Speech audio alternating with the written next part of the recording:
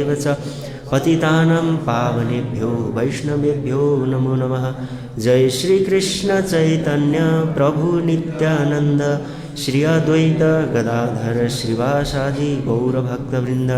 हरे कृष्ण कृष्ण कृष्ण हरे हरे, हरे राम राम राम हरे हरे। हरे कृष्ण हरे कृष्ण। त सबैजनालाई फेरि पनि म स्वागत गर्न चाहन्छु प्रातःकालीन श्रीमद् भागवतमको श्रृङ्खलामा। त आज विशेष गोपाष्टमीको दिन भएर होला अगाडि सबै गोपाहरू मात्रै हुनुहुन्छ सबै गोप सखाहरू आएर अगाडि बस्नु भएको छ। त यही नै विशेषता हो, कृष्ण लीलाको विशेषता यही हो। भगवान कृष्णको धामलाई गोलोक भनिन्छ। गोलोकको मतलब के हो? गाई र सखा सखीहरूको धाम। यस्तै सखा सखीहरू यस्तै सबैजना बुझ्यो, त्यसैले गोलोक धाम भनिन्छ। त आज विशेष कार्तिक शुक्लाष्टमी गोपाष्टमीको नामले प्रसिद्ध छ। दुईटा पर्वहरू विशेष मनाइन्छन् यो कार्तिक महिनामा चाहिँ। एउटा प्रतिपदाको दिनमा गोवर्धन पूजा हुन्छ भने शुक्लाष्टमीमा चाहिँ यो गोपाष्टमी मनाइन्छ। त यसको विशेषता के हो, यसको कथा के हो त हामी चर्चा गर्ने नै छौँ।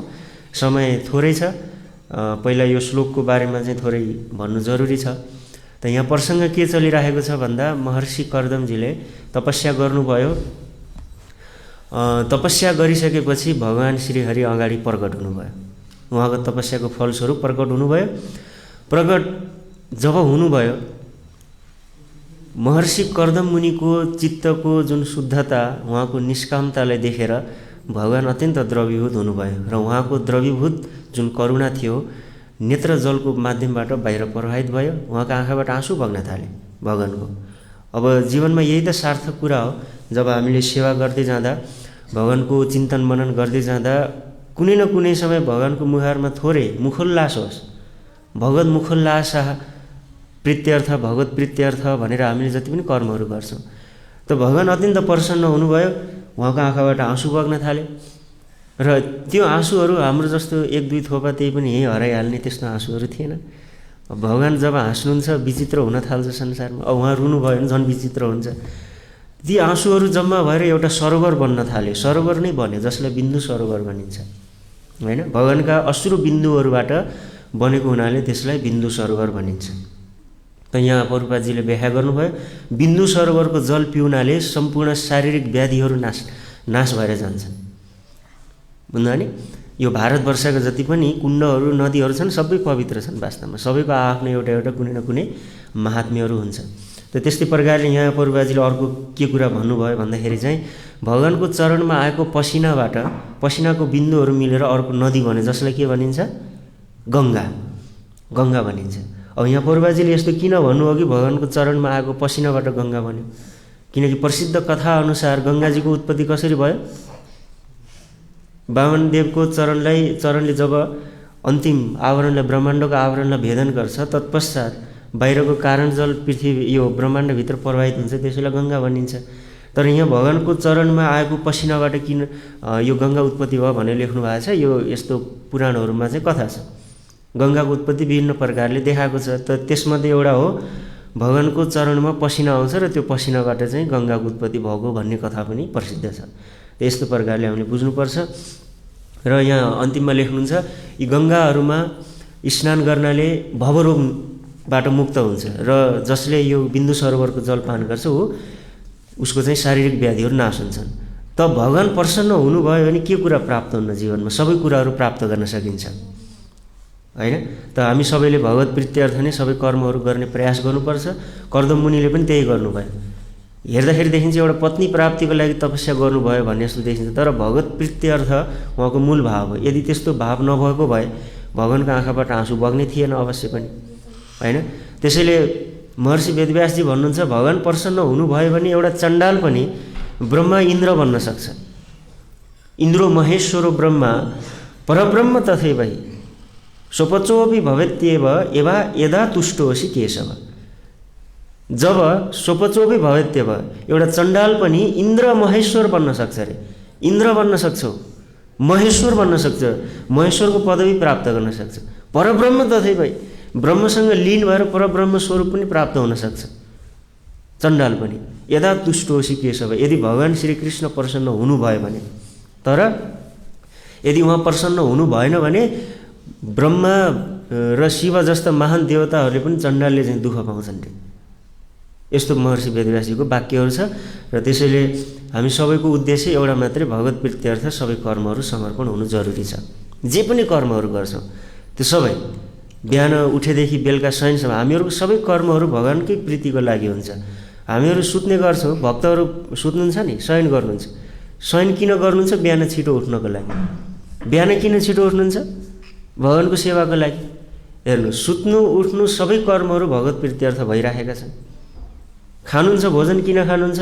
भगवान्को सेवाको शक्ति प्राप्त गर्नको लागि। सबै चिजहरू त यस्तो प्रकारले हाम्रो सम्पूर्ण जीवन नै एकदम पवित्रमय, अत्यन्त भगवान्को मुखोल्लासको लागि हुनु जरुरी छ भन्ने कुरा हामीले बुझ्न सक्छौँ। र जे पनि यदि कुनै वस्तुहरूको आकाङ्क्षा छ, जीवनमा केही चिजहरू चाहिएको छ भने अन्य देवान्तर उपायहरूको आश्रय नलिकन केवल भगवत आश्रयबाटै प्राप्त गर्ने प्रयत्न गर्नुपर्दछ भन्ने कुरा पनि श्रीमद् भागवतले हामीलाई सिकाउँछ। यस्तो होइन कि केही चिजहरू चाहियो भने अरू देवताहरूको उपासना, गणेशजीको भैरवजीको उपासना गर्नुतिर दौडिनु भएन।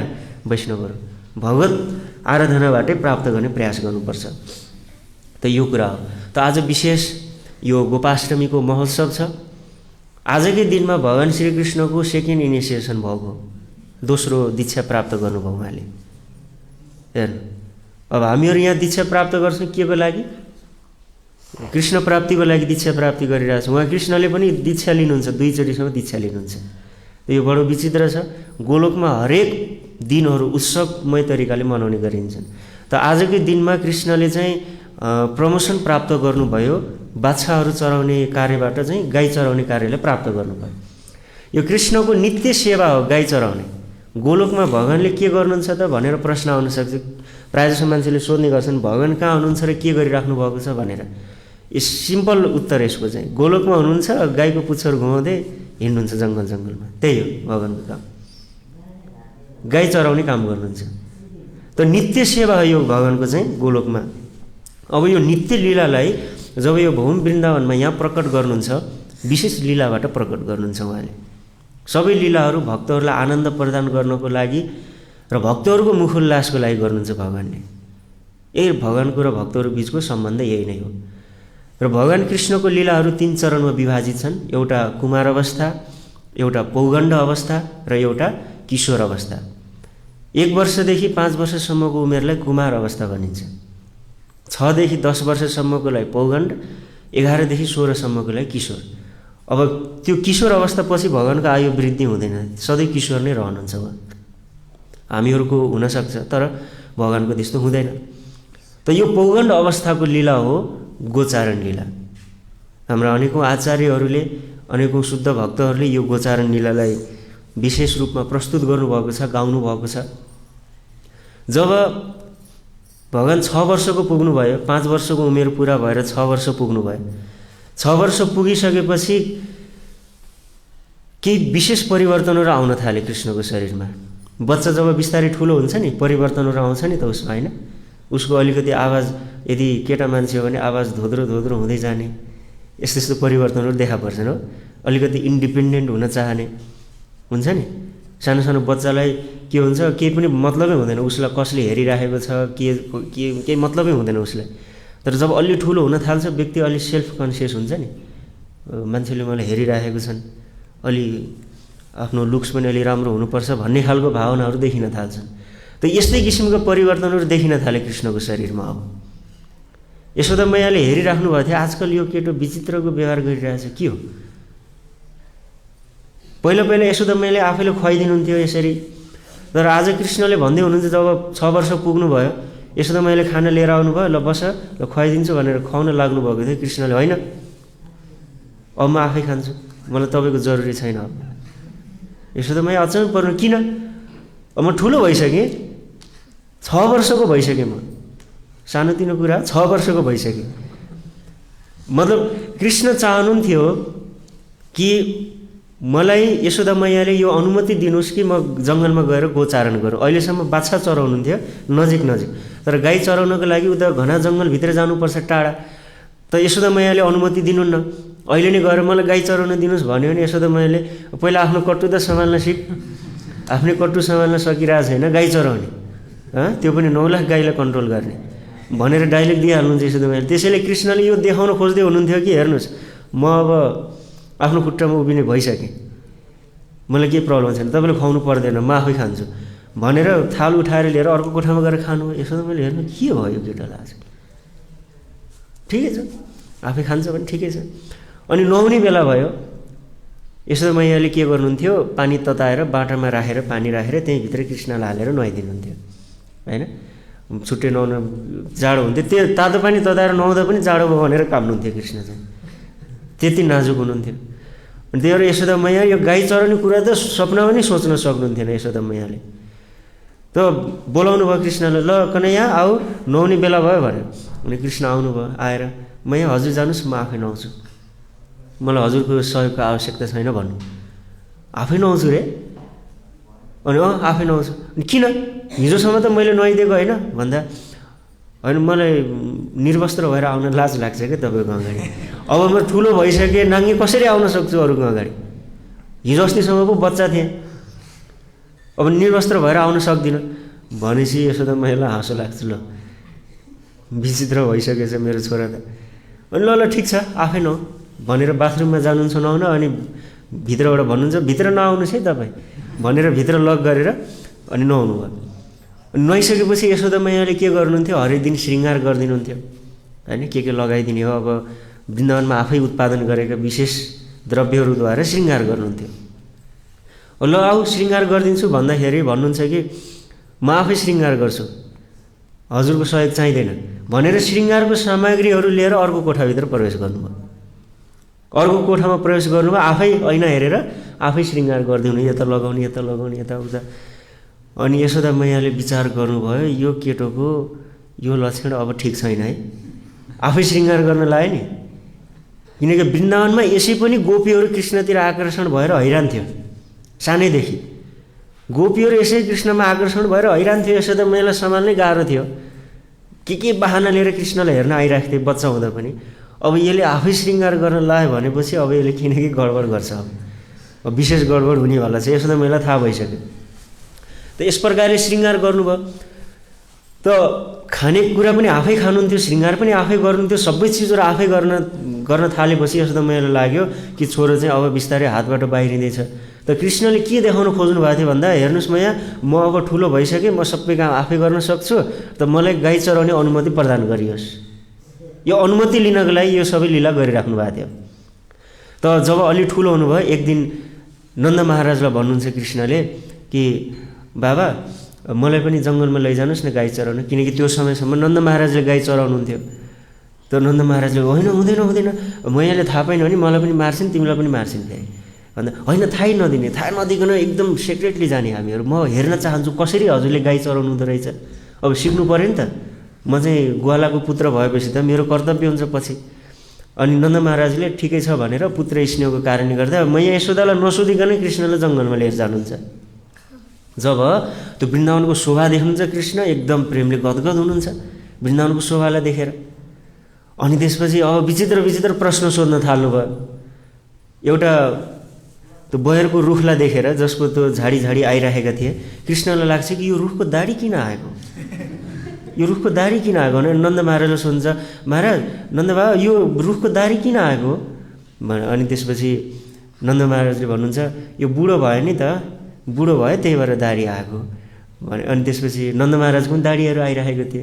अनि कृष्ण त्यसो तपाईँ पनि बुढो भइसक्नु भएछ होइन, तपाईँको पनि दाढी आएको, मतलब यो भन्न खोज्दै हुनुहुन्थ्यो कि तपाईँ बुढो भइसक्नु भयो, अब रिटायरमेन्ट लिनु पऱ्यो, मलाई सुम्पिनु पऱ्यो बिजनेस, यो भन्न खोज्नु भएको उहाँले चाहिँ। नन्द महाराज हाँस्दै हुनुहुन्थ्यो।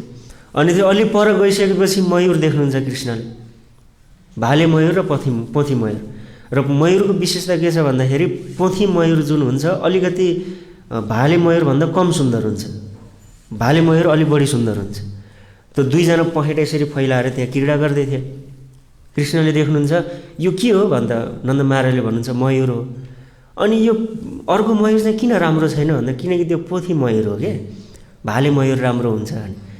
अनि कृष्णले भन्नुहुन्छ ए बल्ल पो बुझेँ मैले आज। त तपाईँ मैया यशोदाभन्दा किन राम्रो हुनुहुन्छ भन्ने कुरा पो यस्तो पो रहेछ रहस्य भनेपछि। अनि त्यसपछि नन्द महाराजलाई लाज लाग्छ, आफ्नो छोराले यस्तो भनेपछि लाज लाग्छ।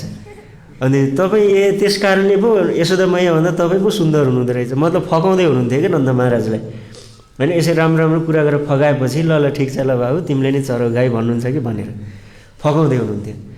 त मतलब आफ्नो योग्यता सिद्ध गर्दै हुनुहुन्थ्यो। केही पनि चिज राम्रो, केही बिजनेस व्यापारमा यदि प्रवेश गर्नु छ भने क्वालिफिकेसन त देखाउनु पऱ्यो नि आफ्नो, त यो देखाउँदै हुनुहुन्थ्यो, आफ्नो बायोडाटा प्रस्तुत गर्दै हुनुहुन्थ्यो। त यस्तो प्रकारले दिनभरि गाई चराएर हेर्नुभयो, सबै आइडियाहरू हेर्नुभयो, कसरी गाई चराउने, के गर्ने, कसरी बोलाउने हो, कति बेला पानी खुवाउन लाउने, यो सबै कुराहरू हेरेर सिकेर आउनुभयो। बेलुका आइसकेपछि यशोदा मैया फायर हुनुहुन्थ्यो। अब नन्द महाराजलाई गाली गर्न थाल्नुभयो, तपाईँले किन लगेको यसलाई जङ्गलमा, यो त बालक छ, तपाईँ त ठुलो हुनुहुन्छ नि, मलाई सोध्नु पर्दैन भनेर अब कराउन थाल्नु। नन्द महाराज चुपचाप ल्याएर सुन्नुभयो, किनकि अरू उपाय छैन केही पनि, त उहीँदेखि चलेको परम्परा हो यो। चुप लाएर सुन्नुभयो। आइन्दा लाने होइन, लग्यो भने दुवैजनालाई बेलुका खाना दिन्न, मैले घर बाहिर राखिदिन्छु। अब के गर्ने, घर गृहिणीले भनेपछि अब के गर्ने। नन्द महाराज चुपचाप लाग्नुभयो, कृष्ण लुरुक्क लाएर भित्र जानुभयो। अनि बेलुका सुत्नुभन्दा अगाडि जहिले पनि यशोदा मैयाले के गर्नुहुन्थ्यो भन्दा चाँदीको कचौरामा दुध लगेर खुवाउनुहुन्थ्यो कृष्णलाई, जुन हाम्रो यहाँ पनि चलन छ, बेलुका बेलुका दुध अफर हुन्छ, दुध र गजा। त दुध खुवाउनुहुन्थ्यो। कृष्ण सुतिराख्नु भएको थियो आफ्नै ठाटबाटमा, अनि यशोदा मैयाले लगेर ल ल दुध खाऊ भनेर दिनुभयो। अनि कृष्ण नाइ नखाने, किन भन्दा अब मैले गाईको कहिले सेवै गरेको छैन, सेवा नगरिकन मैले कसरी प्रसाद खाने होइन, प्रसाद खाने भने त सेवा त गर्नु पऱ्यो, त सेवै गरेको छैन, बिना सेवा गरे मैले कसरी गाईको दुध खान सक्छु। अनि यशोदा मैले शङ्का लाएर सोध्नु, सेवा गरे छैन मतलब के सेवा गरेँ भन्दा अनि कृष्ण भने मैया म ठुलो भएँ कि मलाई गाई चराउन अनुमति दिनुहोस्, म गाई गोचारण गर्न चाहन्छु। यो सुनेपछि यशोदा मैले भन्छु नो, यो कदापि सम्भवै छैन, 10 वर्षपछि बल्ल गाई चराउन जाने भनेपछि कृष्ण फेरि त्यसै म दुध खान्न भनेर सुत्नुभयो। त यस्तो प्रकारले आफ्नो योग्यता प्रदर्शन गर्दै हुनुहुन्थ्यो। बिस्तारै बिस्तारै सबकन्सियस माइन्डमा यो घुसाउँदै हुनुहुन्थ्यो कि मलाई गाई चराउन पठाऊ, गाई चराउन पठाऊ भनेर, किनकि यशोदा मैयाले त मरिगै दिनेवाला हुनुहुन्थेन। उहाँले जब पनि प्रश्न सोधिन्थ्यो गाई चराउन पठाउन उहाँलाई भन्दाखेरि भन्नुहुन्थ्यो यसले गाई चराउने, उता बिरालो करायो भने दौडेर आएर मेरो आँचलमा आएर लुक्छ, बिरालो कराउँदाखेरि डर लाग्थ्यो उहाँलाई। हेर्नु आकाशमा बिजुली चम्किन्थ्यो नि कहिलेकाहीँ, बिजुली चम्किँदाखेरि दौडेर आएर यशोदा मैयाको पछौरामा मुनि गएर लुक्नुहुन्थ्यो। त यस्तो यस्तो बालकले गाई चराउन पठाउने हो भनेर यशोदा मैयाले भन्नुहुन्थ्यो। त कृष्णले बिस्तारै देखाउँदै हुँदा म ठुलो भएँ। अब के गर्नुहुन्थ्यो, नन्द महाराजका ठुला ठुला भाइहरू, उपनन्द इत्यादि ठुला दाईहरू जो हुनुहुन्थ्यो उनीहरूसँग गएर बस्न थाल्नुभयो। उनीहरूसँग बसेर सरसल्लाह गर्नुहुन्थ्यो। नन्द महाराजलाई देखाउँदै हुनुहुन्थ्यो कि म पनि सल्लाह दिने भइसकेँ है, सानो नसम्झिनु भनेर। त नन्द महाराजले यसो हेर्नुभयो, त्यहाँ उपनन्द दाईहरूसँग कुरा गरिरहेछ, के कुरा गरिरहेछ यसले भनेर नजिक जानुभयो। नजिक जाने बित्तिकै कृष्ण चुप लाएर बस्नुभयो। नन्द महाराजले सोध्नु यो के भन्दैछ यसले भन्दा उपनन्दजीले भन्नुहुन्छ कि के कुरा गर्नु, तिम्रो पुत्र यस्तो समझदार भइसकेछ, यति समझदार भइसकेछ, मलाई त आश्चर्य लाग्यो। नन्द महाराजले सोध्नुहुन्छ कसरी समझदार भयो, के भन्छ यसले भन्दा उसले भन्दैछ कि मेरो पिता नन्द महाराज बुढो भइसक्नु भयो, अब म एउटा मात्रै पुत्र होइन, पिताको रक्षा गर्नु पनि मेरो जिम्मेवारी हो नि त। उपनन्दजीहरूलाई सोध्दै हुनुहुन्छ हो कि होइन, तपाईँहरू भन्नुहोस् हो कि होइन भन्दा हो सही कुरा, मेरो जिम्मेवारी हो। अब यस्तो बुढो भइसक्नु भयो नन्द महाराज, जङ्गलमा गाई चराउन जानुहुन्छ, म यहाँ छोरो यत्रो लाठे भइसकेँ, घरमा बसेर खाइरहेको छु, त मेरो कर्तव्य हो कि होइन, तपाईँहरूलाई के लाग्छ? अब पिताजीले मलाई आफ्नो यो बिजनेस ट्रान्सफर गर्नुपर्छ कि पर्दैन? अनि उपनन्दजी अब यति मधुर बोल्नुहुन्थ्यो, फेरि कृष्ण बोलेपछि कसैले पनि होइन भन्नै सक्थेन। उहाँले कालोलाई सेतो भनेपछि सेतै हो, सबैले त्यही भन्थे। शिल प्रभुपादले के त उपनन्दजीले भन्नुहुन्थ्यो हो सही भन्यो एकदमै राम्रो। अनि त्यसपछि भन्नुहुन्थ्यो भनिदिनु न पिताजीलाई मलाई गाई चराउनको लागि अनुमति दिने भनेर। त यस्तो कुरा गर्दै हुनुहुन्थ्यो। नन्द महाराजले सुन्नुहुन्छ, जब सुनेपछि हो पुत्रले मेरो बारेमा यस्तो सोचिरहेछ, एकदम गदगद हुनुहुन्छ। तर गाई चराउन पठाउने भन्ने कुरा सुन्न बित्तिकै यशोदा मैयालाई सम्झिनुहुन्थ्यो, अब म यशोदाले मान्नेवाला छैन, अब मेरो तर्फबाट ठिकै छ, हुन्छ दिउँला होइन, तर आमालाई कसरी सम्झाउने हो अनि कृष्णलाई आलिङ्गन गर्नुहुन्छ नन्द महाराजले, भन्नुहुन्छ पुत्र मेरो तर्फबाट ओके, तर यशोदा मैयालाई तिमीले अब कसरी मनाउने, अब के सेटिङ गर्ने हो गर, म चाहिँ गर्न सक्दिनँ भनेपछि कृष्णले भन्छ त्यो तपाईँ चिन्तै नगर्नु, त्यो मेरो हातमा छोडिदिनुहोस् ल। अनि त्यसपछि नन्द महाराजले नि गएर यशोदा मैयालाई भन्नुभयो कि छोराले त यस्तो यस्तो भन्छ, गाई चराउन जाने भन्छ, अनुमति देऊ न भन्दा यस्तो त मैले हुँदैन, तपाईँ यस्तो कुरै नगर्नु, यत्रो बुढो भएर नि यस्तो कुरा गर्ने, त्यो बालकलाई जङ्गलमा पठाउने कुरा गर्ने भनेर भन्दै हुनुहुन्थ्यो। अनि एक दिन अति भयो यशोदा मैयाले अनि कृष्णलाई भन्नुहुन्छ ल ठिक छ, त्यसो भए एउटा राम्रो मुहुर्त निकाल पण्डितलाई बोलाएर, त्यो मुहुर्त यदि आयो भने चाहिँ म तिमीलाई गाई चराउन पठाउँछु। किनकि मैया यशोदालाई थाहा थियो यो मुहुर्त अहिले छँदै छैन भनेर, यसैले उहाँले भन्नुहुन्छ कि मुहुर्त निकाल, मुहुर्तमा मात्रै जङ्गलमा प्रवेश गर्नुपर्छ है भन्नुभयो। अनि कृष्णले हुन्छ हुन्छ ल त्यसो त्यो म गर्छु भन्नु। अनि दौडेर एउटा पण्डितजीकोमा जानुभयो ज्योतिषमा, ज्योतिषलाई गएर भन्नुभयो तुरुन्तै पञ्चाङ्ग निकाल्नुहोस्, भोलि हजुर मेरो घरमा आउनुहोस्, पञ्चाङ्ग निकाल्नुहोस् र भोलिको मुहुर्त निकाल्नुहोस्, तुरुन्तै भोलिकै मुहुर्त निकाल्नुहोस्। अनि पण्डितजी पनि कन्फ्युज हुनुभयो, भोलिको मुहुर्त रे तपाईँ, तिमीले मतलब के मुहुर्त निकाल भनेको कि भोलिको मुहुर्त बताइराखेको मलाई, भोलि त मुहुर्त छँदै छैन, 10 वर्षपछि छ मात्रै।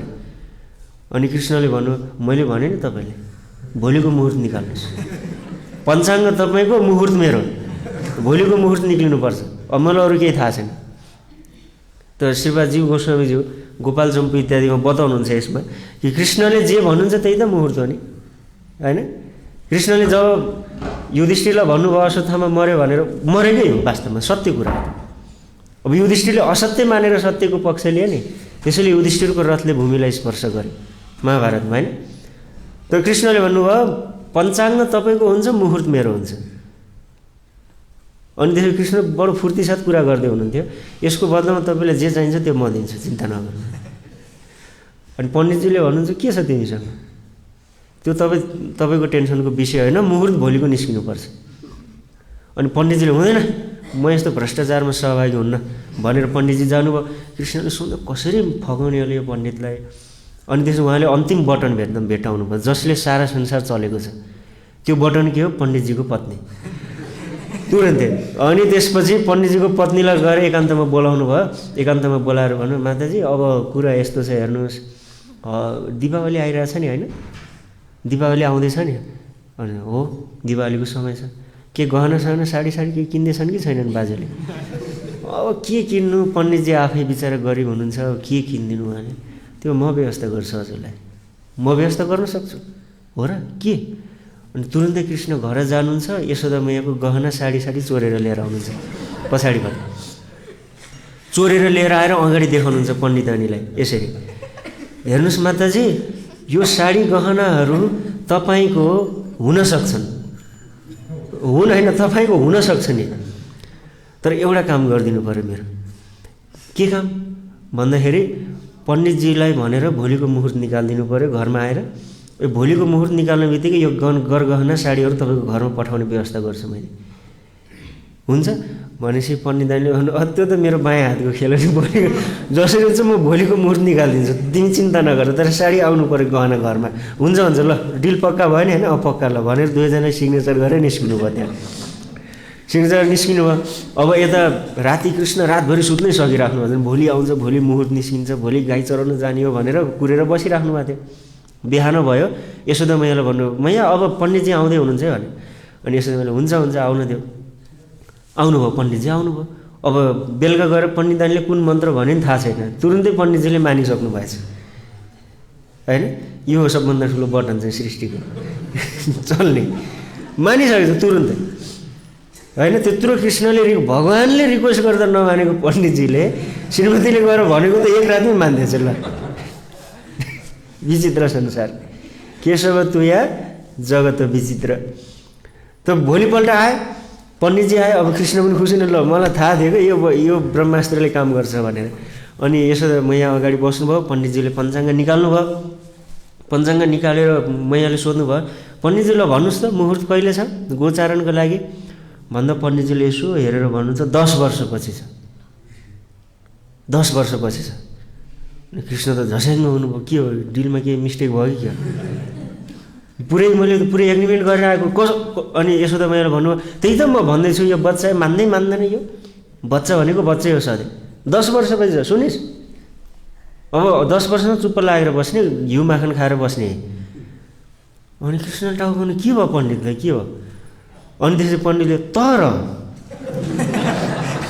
10 वर्षपछि छ तर आजकै दिन एउटा विशेष मुहुर्त निस्किसकेको छ विशेष मुहुर्त आज निस्केको छ आजको दिन जस्तो राम्रो त्यो 10 वर्षपछिको दिन पनि छैन आज चाहिँ विशेष नै छ ल यति राम्रो मुहुर्त मैले आफ्नो पुरै करियरमै देखाएको थिएन कहिले ज्योतिषको करियरमा आजको दिन सबैभन्दा राम्रो छ ल भनेपछि अनि कृष्णले त्यही त म भन्दैछु यो माताले मान्नुहुन्न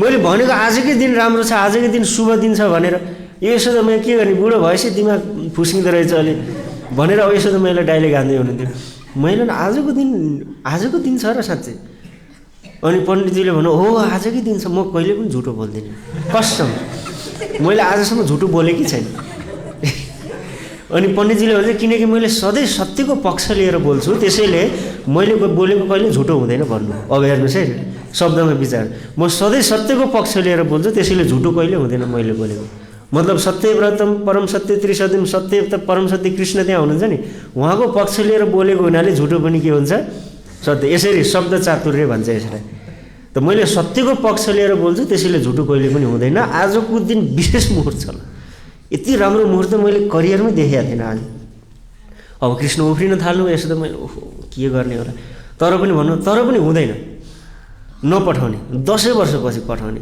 हुँदैन यति कोमल छ सानो भर्खर पलाएको त्यो रुखको कोपिलाहरू हुन्छ नि त्यो कोपिलाले लाग्दा पनि कृष्णको शरीर चेन्ज हुन्थ्यो हुन्छ नि हामीलाई लट्ठीले ड्याममा हान्दाखेरि चेन्ज भएर निलो हुन्छ नि त्यो भर्खर पलाएको कोमल मुनाहरूले कृष्णको शरीरमा लाग्दा पनि मात्रै निलो हुन्थ्यो अरे यति कोमल चाहिँ यसलाई कसरी पठाउँछु म हुँदैन म पठाउनै सक्दिनँ भनेर यसो त मेरो आँखाबाट आँसु बग्न थालेँ हुनै सक्दैन अब यो सबै दृश्यहरू नन्द महाराजको गोठमा बसेका गाईहरूले सुनिराख्नु भएको थियो गौहरूले गाईहरू त एकदम एक्सटेसीमा हुनुहुन्थ्यो कि आजदेखि कृष्णले हामीलाई चराउन लानुहुन्छ भनेर उत्साहित हुनुहुन्थ्यो तर यसो त मैले जब भन्नु हुन्न भनेपछि गाईहरू निराश हुन थाले अनि गाईहरूको मिटिङ बस्यो गोठमा हेर्नुहोस् है गाईहरूको मिटिङ बसेर गाईहरूले के भने भन्दा हेर साथीभाइ हो हामीहरू कृष्णको प्राणधन हो हाम्रो प्राणधन कृष्ण हुनुहुन्छ त यदि कृष्णले चराउन लानुहुन्न भने हामी चाहिँ यो गोठबाट बाहिर निस्किँदै ननिस्किने ल हामी हडताल गर्छौँ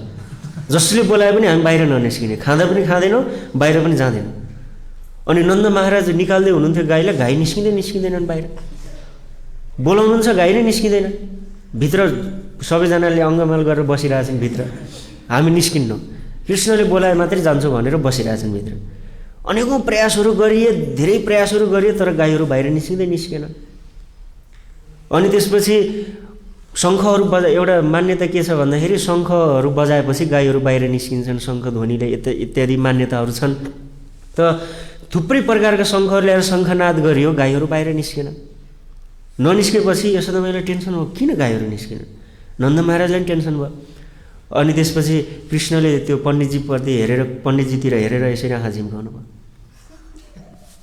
अर्को ब्रह्मास्त्र चलाउनुहोस् भने अनि पण्डितजीले भन्नुभयो आज गाईहरू आजदेखि बाहिर निस्किँदैनन् तपाईँको गोठबाट तर एउटा कारणले मात्रै बाहिर निस्किन्छन् के भन्दा जब यो तपाईँको लाला छ नि यसले बाँसुरी बजाएर गाईलाई बोलाउँछ तब मात्रै निस्किन्छ यदि उसले चराउन लग्यो भने मात्रै गाईहरू निस्किन्छ नत्र गाईहरू निस्किँदैनन् अनि यसो त मैले सम्झेँ के सङ्कट आइपऱ्यो यो फेरि अनि बाँसुरी ल्याएर दिनु ल बजाऊ बाँसुरी भने कृष्णले जब बाँसुरी बजाएर बोलाउनुहुन्छ सब गाईहरू पुच्छर ठाडो गरेर सब दौडेर सब गाईहरू बाहिर निस्केर वरिपरि आएर कृष्णलाई चाट्न थाले सबै अब कृष्णको त प्राणधन कृष्णको पनि भगवान गाई हुनुहुन्छ हेर्नु सारा जगतको भगवान कृष्ण हुनुहुन्छ नि कृष्णको पनि भगवान गाई हुनुहुन्छ त्यसैले नमो ब्रह्मण्य देवाय गो ब्राह्मण हिताय छ पहिला ब्रह्मण्य देवाय भनेर श्रुतिले स्तुति गर्यो तर श्रुतिले तत्कालै विचार गर्यो कि होइन यो ब्राह्मणले कहाँ अगाडि राखे भगवानको पनि भगवान त गाई हो नि त्यसैले गो ब्राह्मण हिताय छ सेकेन्डमा त गाई र ब्राह्मणको हितको लागि भगवान आउनुहुन्छ नि विप्र सुर हित लागि भगवान आउनुहुन्छ भनेर चाहिँ यसरी बताइएको छ त गाईहरू आएर चारैतिर यसरी झुम्मिसकेपछि पण्डितजीले भने मैया अब तपाईँको गाईहरूलाई बचाउने अरू कुनै उपाय छैन, यही केटोलाई चाहिँ अब गाई चराउन दिनुहोस्, नत्र गाईहरू जङ्गलमा गाई यो चर्नको लागि जानेवाला पनि छैनन् भनेपछि मैया यशोदाले भन्नुहुन्छ, सोच्नुहुन्छ, एकदम सोचिसकेपछि अन्तिममा निष्कर्ष निकाल्नुहुन्छ, अब गाई पनि चाहिन्छ हामीलाई, ठिक छ भनेर उहाँले भन्नुहुन्छ, ल ठिक छ ल हुन्छ, तर विशेष सुरक्षाको साथ मात्रै मैले चाहिँ जङ्गलमा पठाउँछु, यत्तिकै पठाउँदैन, अब यज्ञ गरियोस् भनेर अब यज्ञ सुरु भयो। हेर्नु, गाई चराउन जानको लागि पनि यज्ञ गरियो, दोस्रो दीक्षा हुँदै थियो भगवानको, मानव सन्यास लिनुभयो, सन्यास जस्तो यज्ञ गरेर परिक्रमा गरेर जसरी सन्यास लिँदाखेरि सन्यासीलाई दण्ड दिइन्छ नि, त्रिदण्ड, त्यस्तै गरेर नन्द महाराजले दण्ड दिनुभयो गाईको रक्षाको लागि, वेदको दण्ड। अनि त्यसपछि त्यो भैँसीको सिङको बाजा, सिङ बाजा, भैँसीको हो कि गाईको हुन्छ होइन, गाईकै सिङको हुन्छ, सिङ बाजा, अनि डोरी, रस्सी, यो चारवटा पदार्थहरू दियो उहाँलाई र गाई चराउनको लागि अब नियुक्ति गरियो। अब यशोदा मैयालाई तनाव भइरहेको थियो, उसको सुरक्षा कसरी गर्ने, र यो उहाँले एरेन्जमेन्ट गर्दै हुनुहुन्थ्यो। यो घटना पुग्यो उता राधारानीको सखीहरूकोमा, किनकि यो यज्ञभित्र कुनै पनि सखीहरूलाई प्रवेश नै दिएको थिएन, केवल वृद्ध गोपहरू नन्द उपनन्द इत्यादि बसेर यो यज्ञ गरिराख्नु भएको थियो। अब उता राधारानीलाई विरह प्राप्त हुन थाल्यो, दिनदिनै यहीँ वरिपरि बस्सचारण गर्नुहुन्थ्यो, हरेक दिन दर्शन पाइन्थ्यो, तर अब कृष्ण चाहिँ घोर जङ्गलभित्र जाँदै हुनुहुन्छ भनेपछि एकदम विरहको तापले सताउन थाल्यो राधारानीले, विरहको तापले सताउन थाल्यो र सखीहरू पनि एकदम चिन्तित हुनुभयो र बिस्तारै यो खबर पुग्यो कृष्णकोमा र राधारानी उता विरहमा हुनुहुन्छ, के गर्ने अब भन्दा कृष्णले भन्नुभयो उनलाई पनि बोलाएर ल्याऊ भन्दा, अब आउने अनुमति छैन। त्यसपछि कृष्णको एउटा सखा हुनुहुन्छ सुबल सखाको अनुहार ठ्याक्कै राधारानीसँग मिल्छ, राधारानीसँग सुबल सखाको अनुहार मिल्छ। त सुबल सखालाई आदेश दिनुभयो कृष्णले, कृष्ण आदेश दिएपछि सुबल सखा पुग्नुभयो, गएर राधारानीलाई भन्नुभयो कि तपाईँले चाहिँ मेरो ड्रेसहरू लगाएर जानुहोस्, गोपको रूप लिएर जानुहोस्, अनि सबै सखीहरूलाई पनि चाहिँ गोपवेश धारण गर्नुहुन्छ सबै सखीहरूले, र राधारानीले सुबल सखाको ड्रेस लगाउनुहुन्छ, अनि लगाएर अनि त्यसपछि हातमा पाठो लिएर, सानो बाख्राको पाठो, त्यो गाईको बच्चा भनेको छ त्यो लिएर जानुहुन्छ राधारानी, किनकि बक्षस्थल छ नि त राधारानीको, त्यो देखेपछि त थाहा हुन्छ। त्यसैले उहाँले के गर्नुहुन्छ, त्यसलाई ढाक्नलाई यसरी पाठो लिएर सुबल सखाको भेष लगाएर जानुहुन्छ, अनि सुबल सखा चाहिँ उता बस्नुहुन्छ होइन। त सबै सखीहरू यसरी आउनुहुन्छ। अब त्यहाँ यशोदा मैयाले कृष्णको सुरक्षाको लागि एरेन्जमेन्ट गर्दै हुनुहुन्थ्यो, बलरामजीलाई बोलाउनु, बलराम तिमी यता हो, तिमी चाहिँ अगाडि हिँड्ने, ठिक छ, अगाडि हिँड्ने, केही जनावरहरू आए, केही नराम्रो केही चिजहरू छ भने त्यसलाई हटाउने है, ठिक छ भन्नु, हुन्छ ल भनेर बलरामजी अगाडि बस्नु। अब त्यसपछि श्रीधामलाई बोलाउनु भयो, श्रीधाम तिमी चाहिँ देब्रे साइडमा बस्यो, कृष्णको धेरै चञ्चल छ, फेरि यताउता भाग्छ, यसलाई भाग्न नदिने है, देब्रे साइडमा बस भन्नुभयो। अनि त्यसपछि सुबल भनेर बोलाउनु, अब सुबलको रूपमा को हुनुहुन्थ्यो त्यहाँ, राधारानी हुनुहुन्छ, ल सुबल तिमी यता हो भन्नुभयो। अनि त्यसपछि यसरी टाउको मुनि गरेर अनि सुबल आउनुभयो, राधारानी आउनुभयो, र तिमी दाहिने साइडमा बस, यता भाग्न नदिने तिमीले, ठिक छ, श्रीधामले उता भाग्न नदिने, सुबलले यता भाग्न नदिने। अनि स्तोक कृष्णलाई बोलाउनु, स्तोक कृष्ण तिमी पछाडि बस, चारैतिरबाट घेर। अब गाई चराउन जानु लागेको हो कि फिल्म हेर्न जानु लागेको, अब थाहै भइरहेको छैन, त्यो गाई चराउनु पनि यत्रो सुरक्षा चाहिन्छ, तिमी चाहिँ पछाडि बस भन्नु। अनि कृष्णले सोच्नुभयो कि राधारानी त मेरो देब्रे साइडमा हुनुपर्छ जहिले नि, देब्रे साइडमा हो नि त, उहाँ दाहिने साइडमा के गरिरहेछ, अब देब्रे साइडमा पठाउनु पऱ्यो भनेर अनि कृष्णले हात उठाउनुहुन्छ, मैया एउटा संशोधन गर्नु पऱ्यो भनेर, के भन्दा यो सुबललाई देब्रेमा राखौँ अनि श्रीधामलाई दाहिने साइडमा राखौँ भन्नु। अनि यशोदाले किन भन्दा किनकि यो श्रीधाम अलि धेरै अग्लो छ अनि सुबल अलि होचो छ, अग्लो भएको हुनाले यो दाहिने साइडमा राम्रो छ, यो होचो भएको हुनाले सुबल यो चाहिँ देब्रे साइडमा। अनि यसो मैले कुरै बुझ्नु कि के हो यो देब्रे दाहिने, अनि यसो ल ठिक छ ल, जे देब्रे दाहिने जसो भयो पनि ल हुन्छ। अनि त्यसपछि राधारानी अब देब्रे साइडमा बस्नुभयो। त्यसपछि शङ्खनाद भयो, अब कृष्ण गोचारणको लागि प्रवेश गर्दै हुनुहुन्छ, अनि सुबल सखाको काँधमा हात राखेर जाँदै हुनुहुन्छ। अब कृष्णलाई थाहा छ कि यो राधारानी हो भनेर, तर देखाउँदै हुनुहुन्छ, हात राखेर जाँदै हुनुहुन्छ।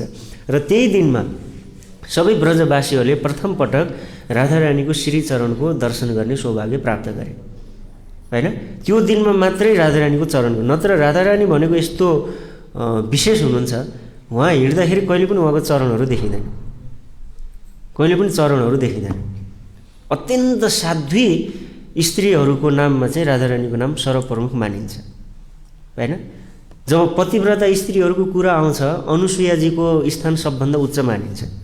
अनुसुयाजी यतिसम्म उच्च पतिव्रता हुनुहुन्छ कि वनवासको क्रममा सीता महारानीले पातिव्रत्यको धर्मको उपदेश गर्नुभएको थियो अनुसुयाजीले, र जङ्गली वायुको प्रभावबाट बच्नको लागि सीता महारानीको शरीरमा लेपन गर्नुभएको थियो उहाँले चन्दनको। त सबभन्दा उच्च स्तरको अनुसुयाजी मानिन्छ भने हाम्रो आचार्यहरू बताउनुहुन्छ कि त्यो अनुसुयाजीले पनि पातिव्रत्यको चाहिँ ज्ञान प्राप्त गर्नको लागि राधारानीको चरण आश्रय ग्रहण गर्नुहुन्थ्यो। राधारानीले उहाँलाई पातिव्रत्य सिकाउनुहुन्थ्यो, उहाँले गएर सीता महारानीलाई पातिव्रत्य सिकाउनु भयो हैन। सावित्री आदि जति पनि पतिव्रता स्त्रीहरू छन् नि, सबैजना राधारानीको चरणको अगाडि नतमस्तक हुन्छन्। त्यति उच्च पातिव्रत्यले युक्त हुनुहुन्छ राधारानी चाहिँ। त्यसैले उहाँको चरणको दर्शन कहिले पनि सम्भवै छैन कसैलाई। जस्तो हाम्रो इस्कन मन्दिरहरूमा पनि यो चरण दर्शन हुँदैन नि, तर यो गोपाष्टमीको दिनमा चाहिँ गोप सखाको भेष धारण गराएर राधारानीको चरणको दर्शन गराउने चलन प्राप्त छ इस्कनमा। त त्यो दिनदेखि राधारानी चाहिँ अब कृष्णको वन्य लीलामा पनि उहाँले सहभागी हुने मौका प्राप्त गर्नुभयो। त यस प्रकारले यही दिन हो गोपाष्टमीको दिन, र आजको दिनमा भगवान कृष्णले विशेष गरेर गो भक्तिको महात्म्यलाई देखाउनु भयो संसारमा हैन। त यद्यपि उहाँले भन्नुहुन्छ यद्यपि म संसारको मालिक हुँ, तर मेरो पनि मालिक हुनुहुन्छ गाईहरू। जब यशोदा मैले भन्नुभयो ल कृष्ण तिमीले चप्पल लगाएर जानु है जङ्गलमा, काँडा बिच्छन् यताउता भन्नु। कृष्णले भन्नुभयो मलाई चप्पल लगाउने भयो, यो सबै 9 लाख गाईलाई पनि चप्पल लगाइदिनु पऱ्यो ल, अनि बल्ल म चप्पल लगाउँछु भन्नु। 9 लाख गाईलाई अब कहाँबाट चप्पल लिएर आउनु। त यो सुनेपछि गाईहरूले के गर्नुभयो, तुरुन्तै जङ्गलमा गएर जति पनि काँडा कङ्कडहरू थिए सबैलाई धुलो पिठो पारेर एकदम मुलायम बनाइदिनु भयो सबै। आज वृन्दावनमा जति पनि मुलायम त्यो रजहरू भेटिन्छ नि, त्यो सबै गौहरूले बनाउनु भएको थियो कृष्णलाई नबिजाओस् भनेर। त यस्तो प्रकारले आदान प्रदान गाई र भगवान बीच हुन्थ्यो हैन। सो त्यसैले गौरक्षा गर्नुपर्छ के को सम्बन्धले, भगवानकै सम्बन्धले गर्नुपर्छ हुँदैन नि। गाईको महात्म्य कृष्ण भक्त नभइकन बुझिँदैन। जो पनि व्यक्तिहरूले गाई रक्षा गर्नुपर्छ, गोरक्षा गर्नुपर्छ भन्छ नि, गोरक्षा गर्ने नाममा के गर्छ, गाईको दुधहरू बेच्ने यो सबै चिजको एउटा बिजनेस खडा गर्छ कि उनीहरू भन्दा नि। तर जो कृष्ण भक्त हुन्छ उसले मात्रै गौको महत्त्व बुझेको हुन्छ। जहाँ कृष्ण हुनुहुन्छ त्यहाँ गाई हुन्छन्। गाई बिना कृष्ण कहिले बस्दै बस्नुहुन्न। जहाँ पनि गाईको अस्तित्व हुन्छ। हेर्नुहोस् त अल्टरमा पनि गाई हुनुहुन्छ कि हुनुहुन्न, त्यहाँ गाई हुनुहुन्छ, जहाँ पनि गाई हुनुहुन्छ। त्यसैले गाईलाई वसुहरूकी माता, रुद्रहरूकी माता भनेर वेदहरूले भनेको छन्। गाई सर्वश्रेष्ठ हुनुहुन्छ र सम्पूर्ण सात्विकताले परिपूर्ण हुनुहुन्छ। सात्विकताको मूर्तिमान स्वरूप गौ हुनुहुन्छ। र शिल प्रभुपादजीले पनि भन्ने गर्नुहुन्थ्यो, जबसम्म यो संसारमा गाईको रगत यो भूमिमा खसिरहेको छ नि, तबसम्म संसारको कल्याण कहिले पनि सम्भवै छैन। तबसम्म संसारमा यो विश्वयुद्ध, महामारी, सङ्कटहरू, भोकमरी इत्यादि उपस्थित भएको भइगर्छ हैन। हरेक दिन हजारौँ लाखौँ गाईहरूको वध भइरहेको छ, हजारौँ लाखौँ गाईहरूको वध भइरहेको छ। जबसम्म गाईको रगत यो धरतीमा खस्छ तबसम्म यस्ता कोरोना त केही पनि होइन, यस्ता भयङ्कर भयङ्कर महामारीहरू आउँछन्। पुरै मानव जगतको विनाशकारी यस्ता महामारीहरू हुन्छन् हैन। एकपटक एउटा फेसबुकमा एउटा फोटो आएको थियो कि भिडियो, एउटा सानो मतलब जङ्गली हरिणको बच्चा एउटा दलदलमा खस्या रहेछ पुलमुनि। अनि सबै मानिसहरूमा दया आएर उनीहरूले के गरेछन्, एउटाले अर्कोलाई हात समाते गरेर यस्तो लाइन च्यानल बनाएर त्यो बच्चालाई बाहिर निकाले। अब त्यो कस्तो हैन, दया आजसम्म पनि विद्यमान छ मनुष्यहरूमा। हेर्नुहोस् कस्तो महान हृदय मनुष्यहरूको भनेर आए पोस्ट। अब यो पोस्ट हेरिराख्दाखेरि मलाई यो विचार आइरहेको थियो, यो मूर्ख मान्छेहरू, एउटा हरिण त्यहाँ दलदलमा खस्यो भनेर यिनीहरूले आफ्नो प्राणको बाजी लगाएर के हेर्नु कत्रो ठुलो साहस होला। हातमाथि हात यसरी च्यानल बनाएर त्यो बच्चालाई बाहिर निकाले भने हरेक दिन लाखौँ गाईहरूको हत्या भइरहेको छ। त्यो गाईको बच्चाहरूसँग कति ठुलो दुर्व्यवहार हुन्छ हेर्नुहोस् त। एकपटक श्रद्धेय पत्रीप्रभुजीले हामीलाई त्यो कसाईखानाको भिडियो देखाउनु भएको थियो कि कसाईखानामा कस्तो व्यवहार हुन्छ भने। त्यो भिडियो हेर्दाखेरि यस्तो भयो कि मलाई एक हप्तासम्म त उठ्न पनि गाह्रो भइरहेको थियो कि यति ठुलो पीडा भयो त्यो भिडियो हेर्दा हैन। कहिलेकाहीँ हेर्नु होला कसैखानामा गाईको बच्चाहरूसँग विशेष गरेर कति ठुलो दुर्व्यवहार हुन्छ। भर्खर जन्मेको बच्चाको माथि तातो तेल हालेर उसको छाला निकाल्छ जिउँदै। कति ठुलो दुर्व्यवहार कसाइखानाहरूमा भइरहेको छ गाईहरूलाई। जबरजस्ती गर्भवती बनाइन्छ सिरिन्जहरू लगाएर गाईहरूलाई। भर्खर बच्चा जन्माएको छ फेरि सिरिन्ज लगाइन्छ। 4-5वटा बच्चा नन स्टप जन्माएको छ, कति गाह्रो हुन्छ हैन? कति कठिन अवस्था छ, कस्तो गाह्रो छ गाईहरूलाई। त्यत्रो दुर्व्यवहार भइरहेको छ कसाइखानामा, तर त्यसको विरुद्धमा कसैले आवाज उठाउँदैन। तर यहाँ चाहिँ खुब मानवता देखाउँछ। एउटा हरिणको बच्चालाई एउटा प्राकृतिक रूपमा खसेको हो नि त, हुनसक्छ उसको कर्मअनुसार उसलाई मृत्यु पनि प्राप्त होला। त्यहाँ कुनै एउटा विधान छ नि, दैवी विधान बिना 84 लाख प्राणीहरूमध्ये कुनै पनि प्राणीहरूसँग केही घटना हुँदैन, सबै दैवी विधानले हुन्छ भने त्यसको विरुद्धमा चाहिँ पुरै एउटा मानवता देखाएर गर्छन्। तर कसाइखानाहरूमा यत्रो गाईहरूको वध भइरहेको छ, यत्रो दुर्व्यवहार भइरहेको छ। र अर्को पनि एउटा मैले भिडियो हेरिरहेको थिएँ, कुखुराहरूमा, गाईको त कुरो होइन, कुखुराहरूमा अन्डा निकाल्नलाई कुखुराहरू कत्रो दुर्व्यवहार, कति ठुलो दुर्व्यवहार। मानिस त विचित्रै छ के वास्तवमा हैन? तर यसको विरुद्धमा के आवाज छैन। उल्टो मासु खानु पाउनुपर्छ भनेर संसदमा आवाज उठाउँछन् मान्छेहरू, बुझ्नु नि? त हो यस्तो छ कि त्यसैले बिना भक्तिको जीवहरूप्रति दया सम्भव नै छैन। त्यसैले प्रभुपादजीले के गर्नुभयो, जीव दयाको लागि सर्वप्रथम भक्ति सिकाउनु भयो। कृष्ण भक्ति गर पहिला, किनकि कृष्ण भक्ति एउटा यस्तो टनिक हो जुन प्राप्त गरेपछि जब व्यक्ति कृष्णप्रति शरणागत हुन थाल्छ, भक्ति गर्न थाल्छ नि, बल्ल उसले यो सूक्ष्म तत्त्वहरू देख्न थाल्छ। देख्न थाल्छ बल्ल, नत्र देखिँदैन यो संसारमा के चलिरहेछ। बाहिर मान्छेहरूलाई गएर सोध्नुहोस् त, भन्नुहोस् त यो गौ हत्या भइरहेछ यताउता, उनीहरू के भयो त अनि त्यसो सो वाट? उल्टो त उनीहरू के भन्दैन, हेर्नु कस्तो थर्ड क्लास बुद्धि के। खाएन भने उनीहरूको जनसङ्ख्या बढ्छ, उनीहरूको जनसङ्ख्या बढ्छ, त्यही भएर खानुपर्छ भनेर लजिक दिन्छ। हेर्नु न, यतिसम्म थर्ड क्लास भइसक्यो। त्यसो भए त मान्छेको पनि जनसङ्ख्या बढिरहेछ, मान्छेलाई पनि काट्दै खानु भइहाल्यो नि। सो यस्तो तमोगुणद्वारा जुन प्राप्त ज्ञान विज्ञान छ, यसले जहिले पनि के गर्छ, विनाश गर्छ। त्यसैले प्रभुपादजीले के गर्नुभयो, कृष्ण भक्ति सिकाउनु भयो पहिला। कृष्ण भक्ति सिकाउनु भयो। यो भक्तिले के हुन्छ, बुद्धि शुद्ध भइसकेपछि जगतको सूक्ष्मतर वस्तुहरू, इकाइहरूलाई देख्न सक्ने सामर्थ्य प्राप्त हुन्छ। के भइरहेको छ संसारमा, के आवश्यकता छ यो संसारमा, यो कुरा देख्न सक्छ नि। नत्र त के देख्ने? घर बनाऊ, बस, मस्ती गर, बस, टिभी हेर, फिल्म हेर, बस, के टेन्सनको कुरा हैन? के टेन्सनै छैन। सो त्यही भएर भक्तिको प्रचार गर्नु जरुरी छ। सारा समाजमा यही कृष्ण भावनामृतको एउटा यही मात्रै आवश्यकता छ। जुन बेला मान्छे कृष्ण भावनामृत हुन्छ तत्कालै उसको दया यो गौहरूप्रति पनि हुन थाल्छ, सबै प्राणीहरूमा दया हुन थाल्छ।